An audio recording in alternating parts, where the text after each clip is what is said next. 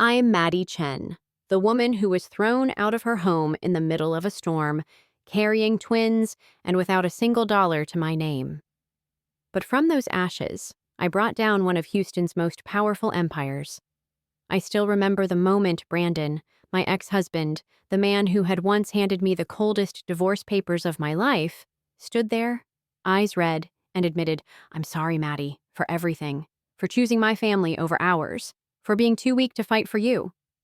That was the moment I knew this battle would never end with just an apology. Before I share my full story, let me know where you're watching from in the comments, and don't forget to hit like and subscribe if you've ever overcome hardship for your family. Trust me, you'll want to hear what happens next. The morning Houston decided to suffocate us all with its wet blanket humidity, I was hunched over my drafting table, adding the final touches to my community park design. 2 years I'd poured into those drawings. 2 years of imagining children playing on those swings, families picnicking under those carefully planned shade trees. My coffee had gone cold hours ago, but I didn't care. This was it. The project that would prove I was more than just Brandon Carter's wife, more than just the woman who married into Houston's most powerful development family. "Maddie." I didn't look up. Brandon's voice had taken on that particular tone lately, the one that made my shoulders tense. "Almost done," I said, adjusting a measurement on the playground layout. "Just need to." The divorce papers landed on my drawings with a slap that made me flinch. The coffee mug jumped, brown liquid spreading across 2 years of work. "You're in the way," he said. I stared at the expanding stain, watching it blur my carefully drawn trees. My hands didn't shake.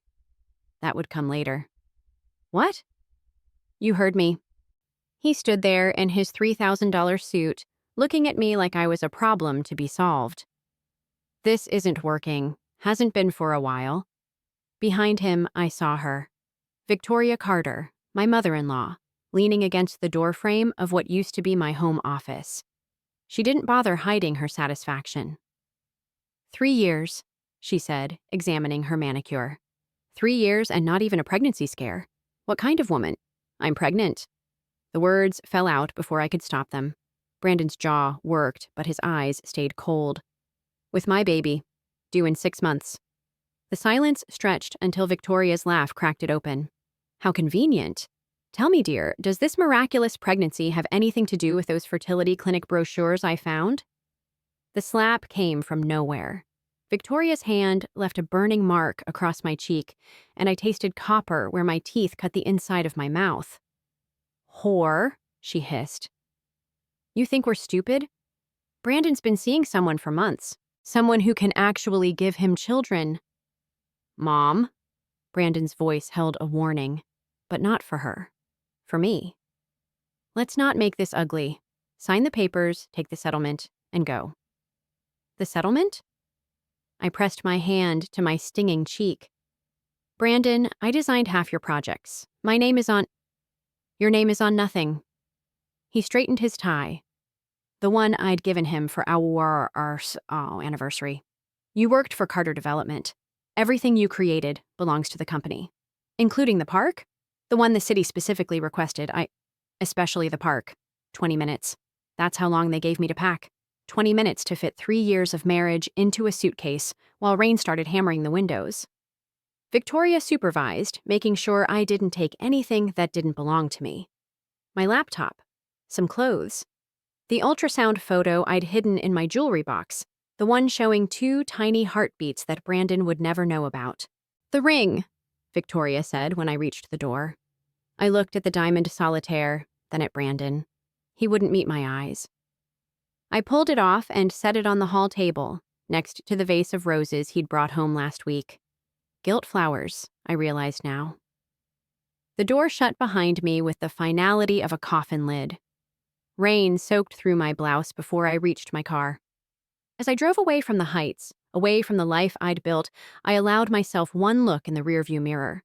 Brandon stood at the window, watching. For a second, I thought I saw something. Regret? Doubt? Cross his face.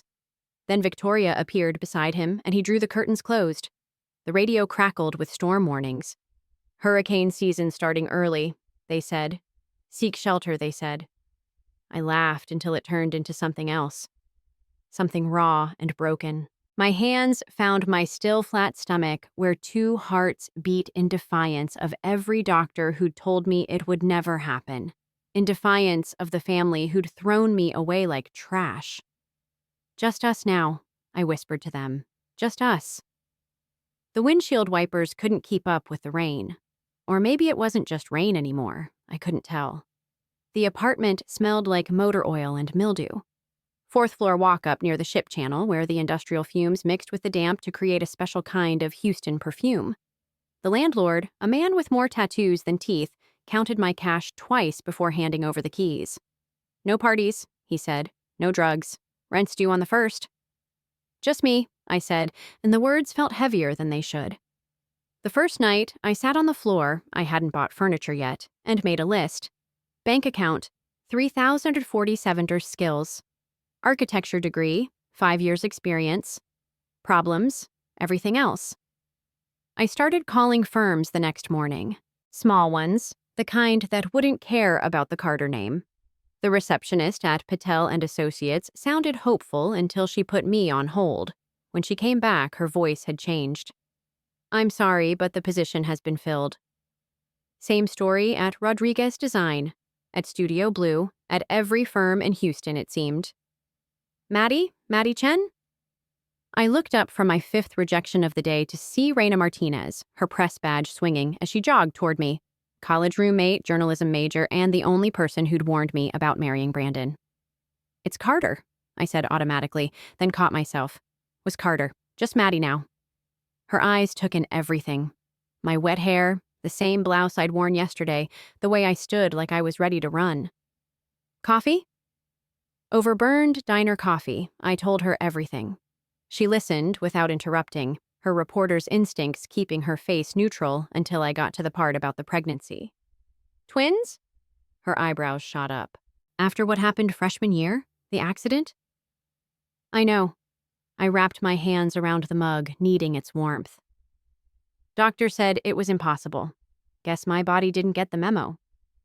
And Brandon doesn't know? Brandon's having a baby with someone else.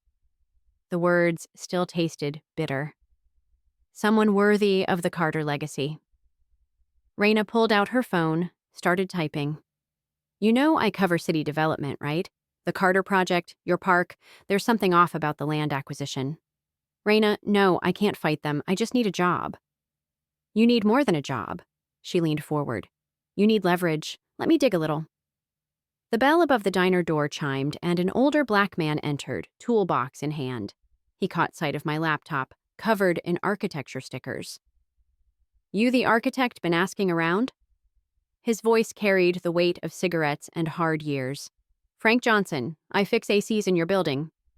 I nodded, wary. Used to be a lawyer, he said, sliding into our booth uninvited. Public defender, till I defended the wrong person and the right people got mad. He studied me with eyes that had seen too much.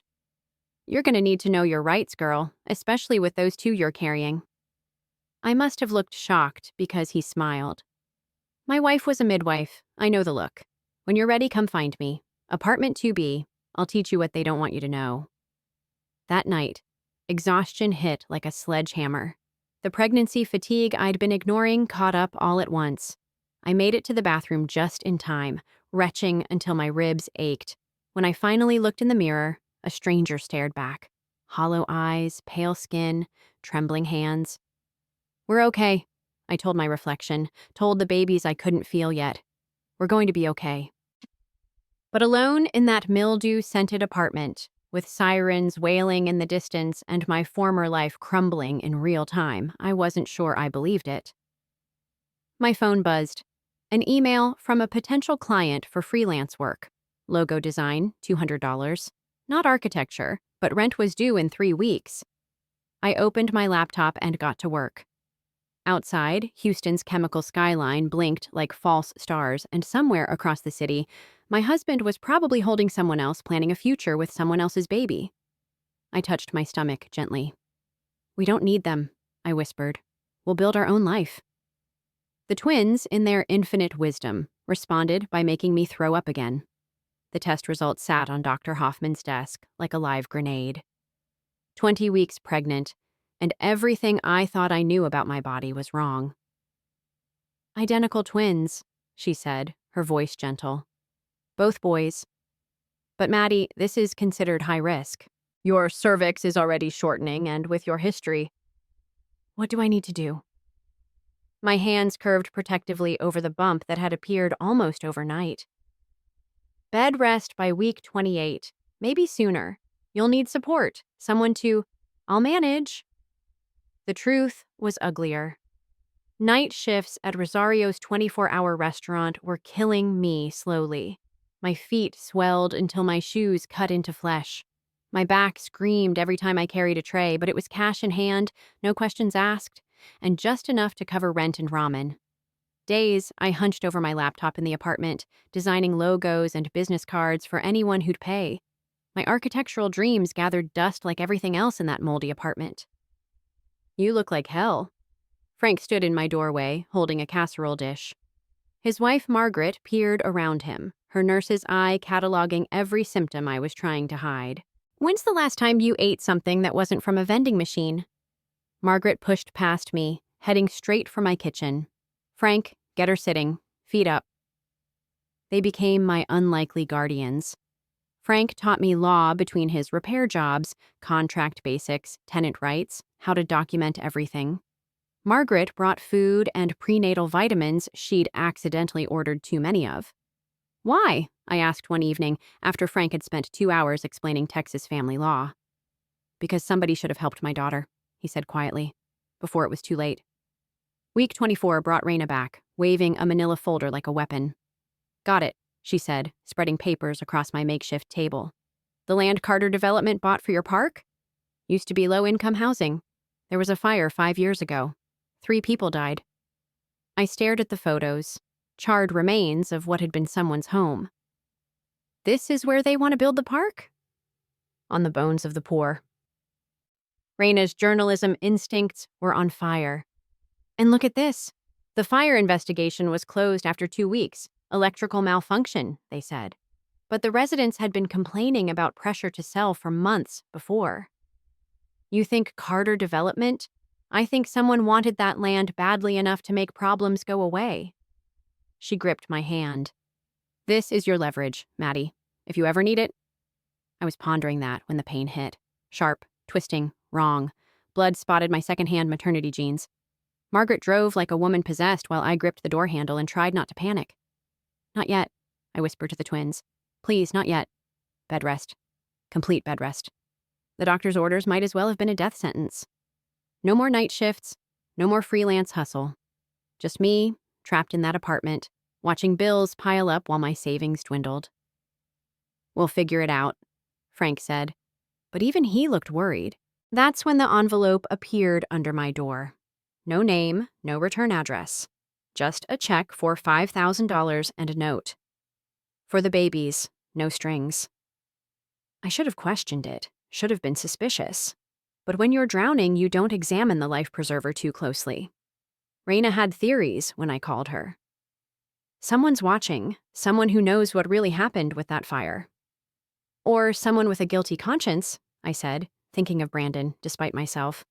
Either way, cash the check. Those boys need you healthy. Week 28 brought the contractions. Week 29 brought the hospital. Week 30, I lay in a bed that cost more per day than my apartment per month, hooked to monitors and medications, willing my boys to stay put just a little longer. Sing to them, the NICU nurse suggested. They can hear you. So I sang. Lullabies my mother had sung before the accident. Songs I'd hummed while designing parks I'd never build. My voice cracked and broke, but I sang anyway.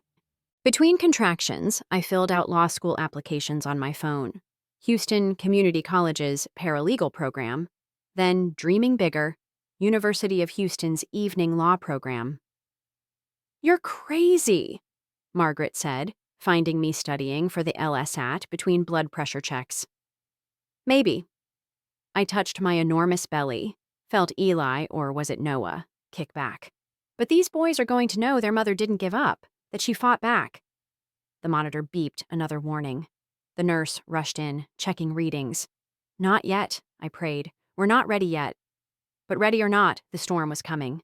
At 30 weeks and 2 days, my water broke during a contraction that felt like God himself was wringing me out like a dish rag. The nurse's face went carefully blank. The expression, medical professionals perfect when things are about to go sideways. We need to move fast, Dr. Hoffman said, already in scrubs. The babies are in distress. Everything blurred into a nightmare of bright lights and sharp smells. The epidural didn't take properly. I felt them cut me open, felt them pull Eli out first, so small, so quiet. Then Noah, who managed one tiny cry before they whisked him away. 3 pounds 2 ounces, 2 pounds 14 ounces. Numbers that would haunt me. Numbers that meant weeks of incubators and tubes and alarms that sent nurses running. The NICU became my world, a sterile purgatory where time moved in 3-hour increments, feeding time, diaper time, kangaroo care time. I lived in a recliner between their incubators, afraid to leave, afraid to sleep. You can touch them, the nurse said that first day, showing me how to reach through the porthole. They need to know you're here. Eli's entire hand wrapped around my pinky finger. Noah's foot was smaller than my thumb. I sang to them through the plastic walls, read them architecture books because it was all I had, promised them impossible things. Mommy's going to build you the best tree house, I whispered at 3 a.m., delirious with exhaustion. With slides and secret passages and a telescope to see the stars. The bills came like an avalanche. Even with the mystery charity covering basics, the NICU costs were astronomical. I sold everything, my good jewelry, my designer clothes from the before times, even my wedding dress that I'd somehow kept. Frank found me crying over an insurance denial letter. What's this about occupational therapy not being covered? He adjusted his reading glasses. Oh, hell no, give me that. He spent hours on the phone, quoting regulations and threatening appeals, until suddenly the therapy was approved. Insurance companies count on you giving up, he said. Don't give them the satisfaction. Week 6, in the NICU, Raina visited with news that made my blood run cold. Someone torched the records warehouse, she said quietly. The one with the original fire investigation files. Professional job. They know you're investigating. They know someone is. She glanced at my boys, still fighting in their plastic worlds. Maddie, this is bigger than just a land grab, but I need more time. We don't have time. Noah's oxygen levels had dropped again that morning. The doctor mentioned possible surgery. That night, I filled out my law school application from the NICU family room. The essay prompt asked why I wanted to study law. Because power protects power, I wrote. Because my boys deserve a mother who can fight back with more than just her fists. Because I've seen what happens when you trust the system to protect you. Margaret found me at dawn, still writing. You should sleep. Can't. If I stop moving, I'll start thinking. About? About how they're so small. About how this is my fault. About how their father is probably decorating a nursery for someone else's baby right now. She sat beside me, solid and warm. You want to know what I see. I see a woman who's been knocked down so hard she should stay down. But every morning, you get up, you sing to those boys. You fight insurance companies and study for tests and keep going when anyone else would quit. I don't have a choice. Everyone has a choice. You're choosing them. Every damn day, you're choosing them. Eli came off the ventilator on day 58. Noah followed on day 63. The first time I held them both, one in each arm, I ugly cried so hard the nurses pretended not to notice. We made it, I whispered into their impossibly soft hair. We made it this far. The discharge papers felt like winning the lottery. 2 babies, 4 medications each, 6 specialist appointments in the first month, and a binder full of warning signs to watch for. You ready for this? Dr. Hoffman asked. No, I said honestly, but that hasn't stopped me yet. I carried them out of the hospital on a humid Houston morning, their car seats weighing more than they did. In the parking lot, I stopped and looked back at the building that had been our prison and our salvation. Chapter 2, boys, I said, buckling them in. Let's see what we're made of. Noah yawned. Eli farted. I took it as approval. The acceptance letter from University of Houston came while I was elbow deep in baby spit up. Evening program, partial scholarship based on need. I'd start when the boys were 6 months old. You're insane, Margaret said, watching me attempt to read a legal textbook while bouncing 2 crying infants. When exactly do you plan to sleep? Sleep is a luxury I can't afford. I switched babies, trying to find the magic position that would quiet them both. Carter development just broke ground on my park. You know what the press release called it? Brandon Carter's visionary community space. Frank snorted from where he was fixing my ancient air conditioner for the 3rd time. That's what we're gonna fix. You learn the law, you learn their games, then you beat them at it. Those first months were a blur of bottles and briefs, diapers and depositions. I studied during their naps, read cases out loud during feedings. Torts and contracts became their lullabies. The Women's Legal Aid Foundation hired me as a part-time paralegal. Barely above minimum wage, but it came with daycare assistance and real experience. My supervisor, Janet Chen, no relation, despite the name, took one look at my situation and decided I was her project. You remind me of myself, she said, handing me a stack of intake forms. Except I only had one baby and an ex who paid child support. I learned by doing. Restraining orders for women whose bruises looked too familiar. Custody battles where money talked louder than love. Every case taught me something new about how the system worked and how it didn't. The law isn't about justice, Janet explained after we lost a particularly brutal custody case. It's about who tells the better story, remember that. The boys grew. Eli, the fighter, hitting every milestone early. Noah, my quiet observer, taking his time but missing nothing. I studied their faces for traces of Brandon and found only myself staring back. Until Noah laughed, and there it was, that Carter dimple I'd once loved. Year 3 of law school. I was running on fumes and caffeine. The boys were in pre-K at a community center, coming home with finger paintings and questions I couldn't always answer. Maria's daddy picks her up sometimes, Eli announced one day. How come we don't have a daddy? I'd practiced this answer, but it still caught in my throat. Some families have mommies and daddies. Some have 2 mommies or 2 daddies. Some just have one or the other. We're a mommy family. Oh. He considered this. Can we get a dog instead? Noah, ever practical, added, Dogs cost money. We need money for food. My heart cracked a little more. The mediation that changed everything started like any other. I was representing a teacher in a wage dispute, taking notes while Janet led the discussion. Then the opposing counsel walked in. Brandon. 5 years had sharpened him, added gray to his temples and a steel to his spine. He froze when he saw me, his client forgotten. I kept taking notes. My hand stayed steady even as my heart tried to escape through my ribs. Maddie? His voice cracked on my name. Miss Chen? I corrected, not looking up. I'm assisting Mrs. Rodriguez today. The mediation was a disaster. Brandon couldn't focus, kept staring at the photos on my side of the table. I turned them face down, but he knew. Somehow he knew. When we broke for lunch, he cornered me in the hallway. Those pictures, are they... Not here. Oh, I tried to pass, but he blocked me. Maddie, please, are they mine? No. The word came out sharp enough to cut. They're mine, only mine. His mother appeared around the corner like a summoned demon, older but still immaculate. She took in the scene, me in my second-hand suit, Brandon looking like he'd seen a ghost, and her face went white.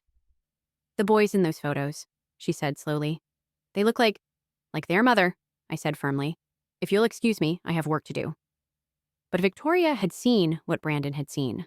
The dark hair, the strong jawlines already emerging, and Noah's dimple, that damned Carter dimple that gave away everything. My God, she breathed. Brandon, those are your... No, I said again, louder this time. They're mine. They've been mine since the day you threw me out. Since the day you decided I wasn't good enough, they're mine. I left them standing there and locked myself in the bathroom until my hands stopped shaking. When I came out, Janet was waiting. So, she said quietly, want to tell me what just happened? The past came calling, I said, and I hung up on it. But we both knew it wouldn't be that simple. The letters started coming a week after the mediation to Moscow. Expensive stationery, Brandon's careful handwriting. I burned the first 3 unopened. The 4th, I kept. The 5th made me cry. I dream about them. Boys I've never met who have my father's nose and your stubbornness. Please, Maddie, just let me see them once. He's playing you, Raina said, reading over my shoulder. We sat in my tiny kitchen while the boys built Lego castles in the living room. Classic Carter manipulation. Maybe. I watched Noah carefully sort blocks by color while Eli built chaotically. Or maybe he's just a man who realized too late what he threw away. The anonymous envelope that arrived the next day changed everything. No return address, but the contents made my blood run cold. Photos of a young Victoria Carter, police reports, witness statements. The fire that cleared the land for my park? She'd been there that night. Holy shit, Raina breathed. This is it. This is what we needed. This is dangerous, I corrected. Whoever sent this wants Carter development destroyed. I'm just the weapon they're aiming. Frank agreed. Someone inside is making moves. Question is, do you want to be their pawn or your own queen? I spent 3 sleepless nights staring at those documents. My boys deserved justice, but they also deserved safety. And going after the Carters meant declaring war on Houston's most powerful family. Then Eli got sick. Really sick. The seizure hit during dinner, his little body convulsing while Noah screamed. The ER, the tests, the diagnosis, a rare genetic condition that Brandon's family carried. Manageable with medication, but expensive medication. We need his medical history, the neurologist explained. The father's side. It could help us understand? I'll get it, I said numbly. That's how I found myself texting Brandon at 2 a.m. from a hospital chair. Eli's sick. Need your family medical history. Just information, nothing else. He responded within minutes. On my way. No. But he'd already hung up. He arrived looking like he'd aged 5 years in 5 days. When he saw Eli in the hospital bed, small and pale with IV tubes, something broke in his face. He looks like my brother did, he said quietly. Before we lost him. Same condition. You have a brother? In 3 years of marriage, he'd never mentioned. Had. He died at 7. Mom never got over it. He pulled out his phone, started sending medical files. Eli will be fine. We know what to watch for now. I promise, Maddie. He'll be fine. Noah chose that moment to wake up from where he'd been sleeping on my lap. He looked at Brandon with those serious eyes and said, Are you the daddy who left? The silence stretched until it hurt. Yes, Brandon said finally. I am. Oh. Noah considered this. Mommy says you made a mistake. Did you say sorry? Noah, I started, but Brandon held up his hand. No, I haven't. Not properly. He looked at me. I'm sorry, Maddie, for everything, for choosing my family over ours, for being too weak to fight for you, for letting my mother... He stopped. I'm just sorry. Sorry doesn't pay medical bills, I said, but the anger had worn thin. Then let me help. Not as their father, I know I haven't earned that, but as someone who owes you everything. Victoria arrived an hour later, looking every inch the grieving grandmother. But when she saw the boys, really saw them, something shifted. They're beautiful, she whispered. Brandon, they're mine, I said firmly. They're mine. She surprised me by nodding. Yes, you're right. I forfeited any claim the day I... She touched her own cheek, the same spot where she'd slapped me. I was wrong about everything. Frank would later say I was too soft, but I let them stay. Let Brandon read to Eli while the medications worked. Let Victoria hold Noah when he got scared. Let myself remember, for just a moment, what it felt like to not carry everything alone. The next morning, with Eli stable and sleeping, Victoria pulled me aside. I'm dying, she said simply. Pancreatic cancer. Stage 4. I have maybe 6 months. I waited. There are things about the fire, about the company, things I need to make right. She pressed a worn journal into my hands. I can't undo the past, but maybe I can help fix the future. I looked at the journal, then at her. Why now? Because I spent so long worried about legacy that I forgot about family. She glanced at the boys. Don't make my mistakes, Maddie. Whatever you decide about Brandon, about us, don't let pride cost you what matters. But trust, once shattered, isn't easily rebuilt. And I had 2 boys to protect. Victoria's journal read like a confession meant for God. Names, dates, amounts. The fire that killed 3 people? Not an accident. The inspector who signed off? Paid handsomely. The families who were silenced, threatened, or bought? Jesus, Janet whispered when I showed her. This is enough to bring down the whole company. It's enough to get me killed, I corrected. The Carters aren't the only ones implicated. There are judges, cops, city council members. But Raina smelled blood in the water. This is it, Maddie. This is justice. Justice. I turned the word over like a stone. What did justice look like for 3 dead families? For my boys who deserved better? For the woman I'd been 5 years ago, crying in the rain? The meeting was set for neutral ground, the mediator's office where everything had unraveled. Brandon came alone, looking haggard. I brought Frank and Janet as witnesses. Mom told me about the journal, he said without preamble. I swear to God, Maddie, I didn't know about any of it. Your signature is on the land acquisition papers. I signed what they put in front of me. I was 25 and stupid and... He stopped. That's not an excuse, just the truth. I pushed a folder across the table. Eli needs specialized therapy. Noah needs testing for the same condition. Their school needs to know their full medical history. I need you to be their father on paper, nothing more. He opened the folder, saw the custody agreement Janet had drawn up. Supervised visits once a month. Medical decisions shared. Child support that would cover their needs without making me dependent. This is fair, he said quietly. More than fair. I'm not interested in fair. I'm interested in what's best for them. And the journal? I met his eyes. That depends on you. The weeks that followed were a careful dance.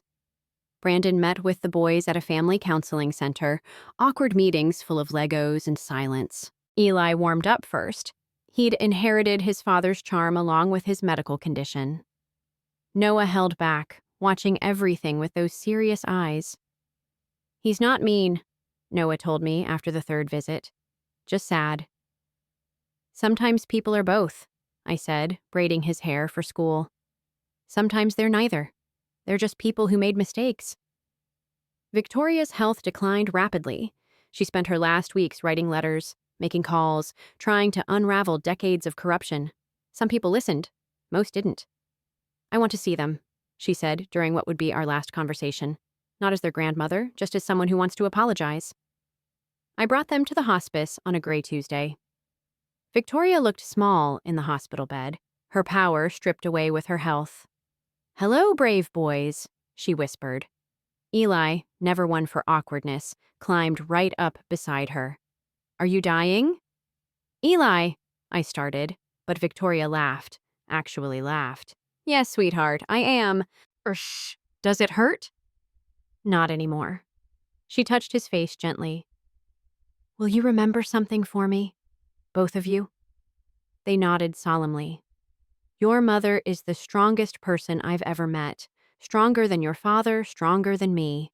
Whatever she tells you about families, about love, about being good people, listen to her.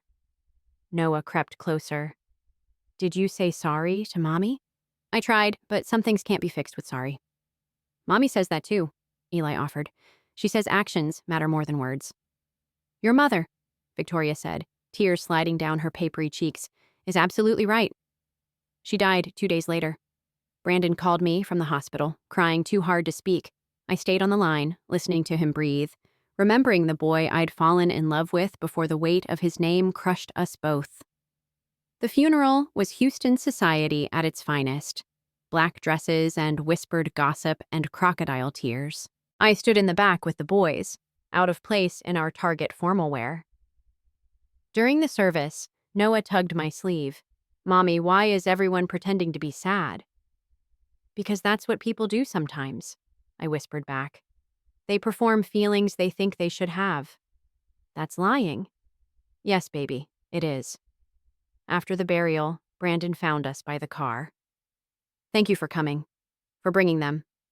We came for the woman in the journal, I said. The one who tried to make things right at the end. He nodded, understanding. The FBI contacted me yesterday about the fire investigation. I'm going to cooperate fully. Even if it destroys Carter Development? Especially then. He looked at the boys who were collecting pecans from the cemetery ground. Some legacies deserve to die. That night, I tucked my boys into bed and thought about endings and beginnings, about storms that destroy and rains that nourish, about women who bend but don't break. Mommy? Noah's voice came through the darkness. Are we going to be okay?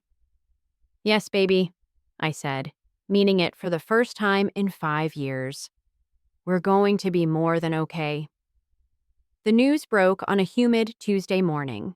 FBI raids at Carter Development, arrests, Brandon on every channel, calmly explaining how he was cooperating fully with authorities to restore honor to my family's name and justice to those we've wronged. You did this, Raina said, watching from my couch as Houston's elite fell like dominoes. You brought down an empire. Victoria did it, I corrected. I just refused to bury the truth with her. The boys were at school when Michael knocked. Dr. Michael Torres, the man who'd saved my babies, stood on my doorstep with takeout and a shy smile. Thought you might need real food today, he said.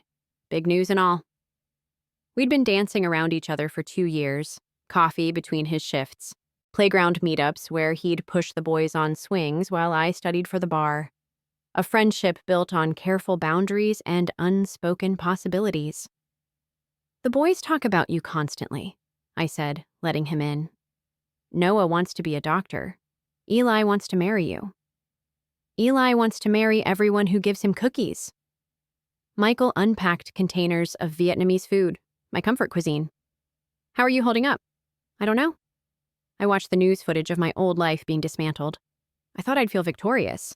Instead, I just feel tired. You've been fighting for 5 years. Maybe it's time to stop. I don't know how. He touched my hand gently. Learn. The bar exam results came 3 months later. I passed on the first try. Janet threw a party at the legal aid office, complete with a cake shaped like scales of justice. So what now? She asked. Big firm? Your own practice? Now I do what I came here to do, I said. Fight for the people who can't fight for themselves. Brandon's visits with the boys had evolved from awkward to almost comfortable. He never pushed, never assumed. When Eli had another seizure, smaller this time, Brandon was there within minutes. You don't have to come every time, I told him at the hospital. Yes, I do. He watched Eli sleep. I missed 5 years. I'm not missing any more. This doesn't fix us, I said quietly. I know, but maybe it fixes me enough to be their father. Michael proposed on a random Thursday. No fanfare. Just the 4 of us eating dinner when he pulled out a simple band. I know you've done this before, he said. But I promise you've never done it with someone who sees you, really sees you, and loves every stubborn, brilliant, infuriating inch. The boys started chanting, say yes, before I could even process. Yes, I laughed, crying, letting him slide the ring onto my finger. Yes to all of it. We married at the courthouse, Frank and Margaret as witnesses, the boys as ring bearers who forgot their jobs and started playing tag instead. No white dress, no fancy reception, just family. You know what this means? Michael said that night. The boys finally asleep in their room, the one he'd helped paint with dinosaurs and spaceships. What? You get to stop running now. The Carter Development trial made national news. Convictions, reforms, a complete restructuring of city development policies. Brandon testified against his own father's legacy, steady and unflinching. He lost everything. The company, the fortune, the name's power. I'm nobody now, he told me after the verdict. Good, I said. Now you can be somebody. Start with being their father. Raina won a Pulitzer for her investigation. She dedicated it to the 3 families who died for profit and the 1 woman who refused to let them be forgotten. The boys thrived. Eli's medication kept the seizures controlled. Noah's tests came back clear. They played Little League with Michael as assistant coach and Brandon cheering from the stands. An odd but functional family geometry. Fifth grade graduation arrived on another humid Houston morning. I sat between Michael and Brandon, Margaret and Frank behind us, Raina live streaming for her followers who'd followed the whole saga. Eli gave a speech about heroes. My hero is my mom, he said, gangly and confident at the podium. Because she showed me that when life knocks you down, you get back up. And when people tell you you're not enough, you become more than they ever imagined. Noah, my quiet one, had written a poem. Some people need gold to feel rich. Some people need power to feel strong. But my mom built a castle from ashes and taught us we belonged. Mom doesn't need anyone's crown, Eli finished. She made her own. After the ceremony, as we navigated the crowd of proud parents and sugar-high kids, Noah slipped his hand into mine. Mom, that lady from Dad's work is here, the one he had a baby with. I followed his gaze to a woman holding a toddler, looking lost and alone. Brandon's replacement family that had lasted less than 2 years. Should we go say hi? Noah asked. I looked at my boys, kind, strong, unbroken despite everything. Then at Michael, steady beside me. At Brandon, who'd learned too late what mattered. At the woman who'd been sold the same lies I had. Yes, I said, we should. Because the greatest victory isn't in destroying those who hurt you. It's in building something so beautiful from the wreckage that the pain becomes just another brick in your foundation. We walked over together, my patchwork, perfect family, ready to extend the grace I'd learned to give myself.